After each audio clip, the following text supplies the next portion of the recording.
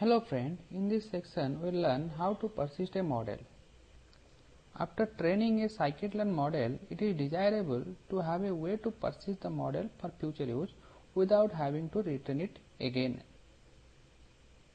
In this section, I am going to give you an example how to persist a model using the inbuilt package Pickle.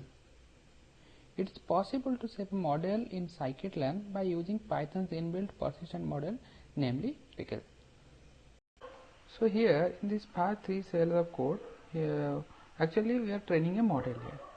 So first we are importing the SVM package from sklearn, then we are importing the dataset, and from the dataset we are loading the iris dataset to the namely x and y, and x is the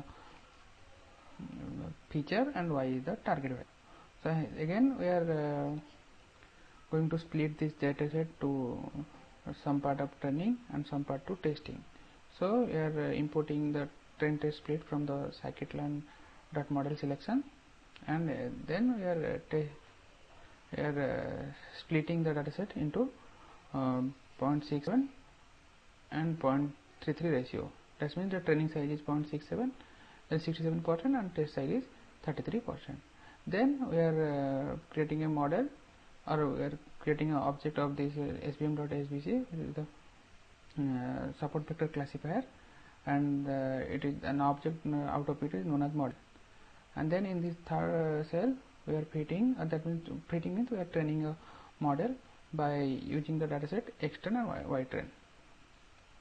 So up to this we already trained a model here. Now the question is how to save the model or how to persist the model by using inbuilt Python package named Pickle. So now comes the persistent part. So in this persistent part, first we are importing the Pickle package, and this Pickle have two methods. One is dump and one is load.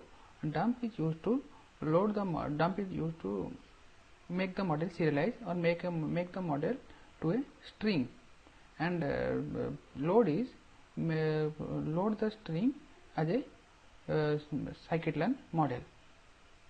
So in this first line of code we are making a string from this model object, and in the second step we are making this string object to again the scikit-learn model. Then if we want to predict this scikit-learn model predict, we just pass this pass the x test value, that means the testing feature, and it will predict the corresponding result. And in this case of persistence, actually we are only converting a model to a string, but not saving it to a hard disk.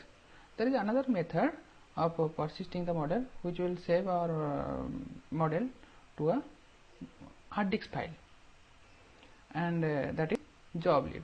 So we will now go to see how this joblib package work to persist a model.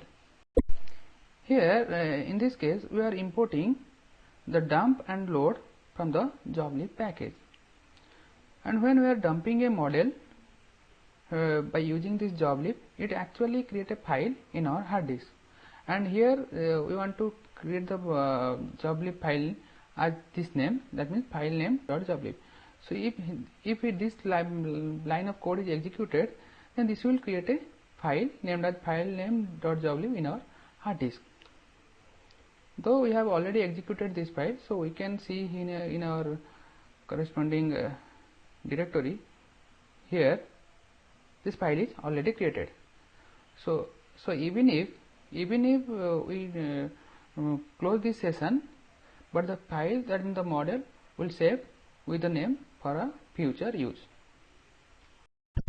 Now we are creating another session here.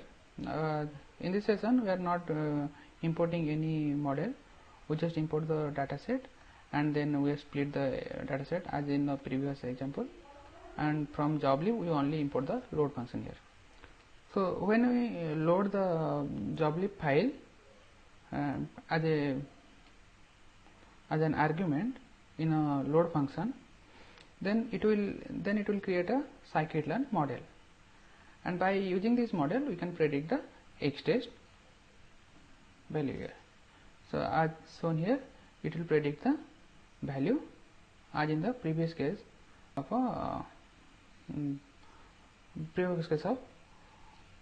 pickle. So in both case, be it a case of pickle or be it in a case of joblib, we are actually persisting a model. In case of pickle, we are actually serializing the model and saving it as a string, but in case of joblib, we actually create a file which saved in hard disk.